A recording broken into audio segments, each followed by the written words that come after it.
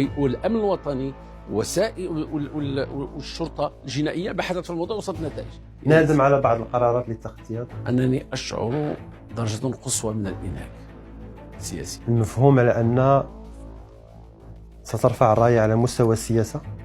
هو اعترف بشي خطا غادي فيها باقي الان، غير البارح قال لك الله كبير وجبروت.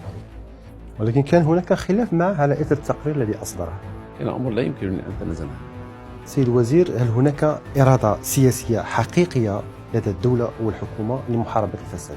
بالرساله الصلح الاسفليه جا نتفاوضوا الارض مقابل السلام. هل سيتم الغاء هذه النقطه في القانون الجنائي؟ انا كنتسنى البعض الذي يستغل ذلك لتسوية حسابي معي انه يزلق. اعاده نشر هذه الوثائق جريمه؟ طبعا خاصك تثبت بانها صح.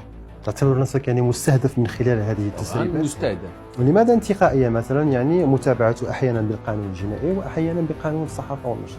ولكن بقيت سنه سالتقي بهم انذاك في ردهات المحاكم وسنرى.